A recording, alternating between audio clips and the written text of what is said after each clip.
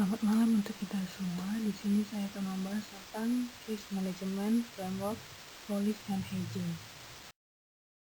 Saya akan membahas mengenai 3 topik. Yang pertama, pentingnya kebijakan manajemen risiko keuangan. Yang kedua, mengembangkan profil organisasi untuk mendukung kebijakan manajemen risiko. Yang ketiga, mengevaluasi peluang untuk mengembangkan atau memperbaiki kebijakan manajemen risiko. Baiklah, yang pertama kita akan membahas tentang pentingnya kebijakan manajemen risiko keuangan. Dalam menjalankan sebuah usaha, tak selamanya kita akan dihadapkan pada keuntungan demi keuntungan semata. Proses yang dilalui tentunya mencakup persaingan dengan usaha sejenis sehingga faktor kegagalan yang bisa menjadi momok oleh setiap pebisnis. Disinilah pentingnya sebuah manajemen risiko. Manajemen risiko perusahaan penting dilakukan untuk meningkatkan nilai perusahaan dengan mengendalikan risiko keuangan yang mungkin terjadi. Manajemen risiko keuangan membahas faktor-faktor yang menjadi perhatian banyak organisasi. Selain risiko bisnis umum, faktor-faktor lain termasuk eksposur harga pasar, toleransi terhadap risiko, sejarah organisasi, dan pemangku kepentingan. Menilai masalah ini untuk tujuan manajemen risiko dapat memfasilitasi diskusi yang bermanfaat di antara para pembuat keputusan yang memberikan manfaat di bidang lain.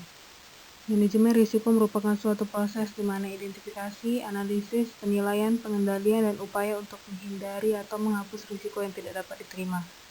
Manajemen risiko bisa mengurangi kemungkinan gagal sehingga dampak kerugian internal dan eksternal yang akan terjadi terhadap laba perusahaan, pelanggaran hukum, penurunan produktivitas SDM, dan penurunan reputasi perusahaan dapat berkurang.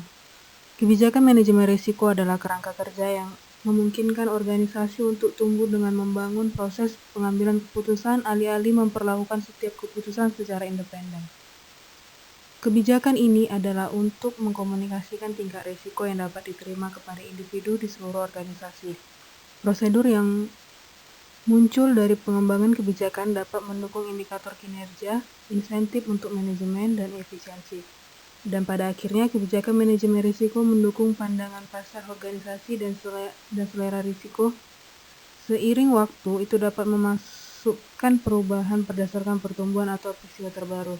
Dalam suatu perusahaan, manajemen risiko merupakan suatu proses perencanaan, pengaturan, dan pengontrolan aktivitas sebuah organisasi dalam meminimalisir risiko pendapatan suatu perusahaan. Yang kedua, kita akan membahas tentang pengembangan profil organisasi untuk mendukung kebijakan manajemen risiko. Pengembangan kebijakan manajemen risiko membutuhkan pemahaman tentang profil risiko organisasi. Profil risiko pada akhirnya bergantung pada atribut seperti toleransi risiko, posisi keuangan dalam industri, budaya manajemen, pemangku kepentingan, dan landscape kompetitif tempat perusahaan beroperasi. Kombinasi bisnis produk dan orang-orang di suatu organisasi membuat eksposur risiko masing-masing organisasi sedikit berbeda. Berikut cara mengembangkan profil risiko suatu organisasi. Yang pertama yaitu mengevaluasi eksposur keuangan. Mengelola risiko keuangan adalah untuk mengidentifikasi eksposur yang relevan, karena risiko yang luas seringkali terdiri dari jumlah risiko yang berbeda, seperti risiko harga, risiko likuiditas, dan risiko volatilitas. Semua harus dipertimbangkan untuk dampak potensial mereka terhadap bisnis. Yang kedua, melakukan lindung nilai atau tidak melakukan lindung nilai. Keputusan apakah akan melakukan lindung nilai atau tidak melakukan lindung nilai adalah keputusan yang strategis. Tanpa lindung nilai, organisasi dapat terkena perubahan harga pasar dan perubahan harga yang tidak menguntungkan. Begitu juga sebaliknya. Yang ketiga, toleransi untuk risiko. Toleransi untuk risiko manajemen risiko melibatkan pengurangan kemungkinan kerugian, menentukan tingkat risiko pada eksposur yang dapat diterima, kemudian memandu strategi manajemen risiko yang tepat. Yang keempat, risiko eksposur yang dapat diterima. Risiko adalah peristiwa dan digambarkan sebagai probabilitas tinggi atau rendah. Jika suatu peristiwa terjadi, ia memiliki potensi kerugian yang bersifat kecil hingga besar. Risiko paling berbahaya adalah risiko dengan kemungkinan rendah terjadi tetapi berpotensi untuk kerugian besar.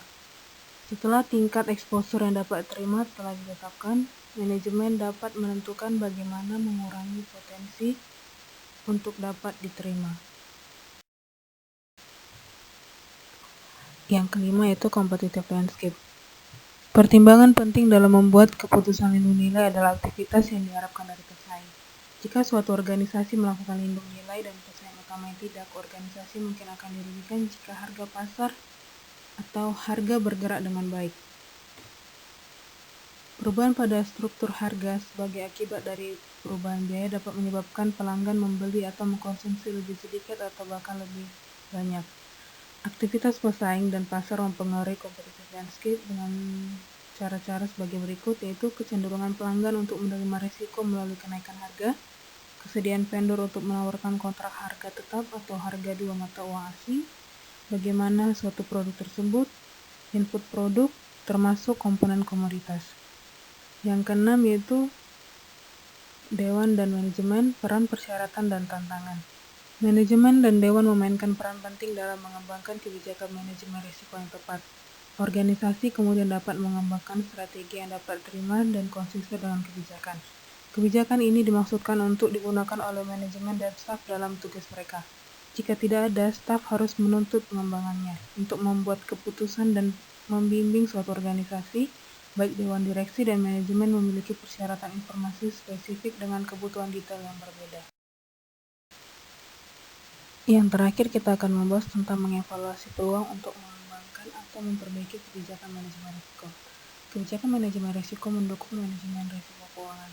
Meskipun perusahaan publik di banyak negara telah meningkatkan persyaratan untuk menetapkan kebijakan dan prosedur untuk mengelola risiko, semua organisasi harus mengembangkan kebijakan manajemen risiko untuk mengidentifikasi dan mengelola risiko yang mencerminkan bisnis dan industri mereka.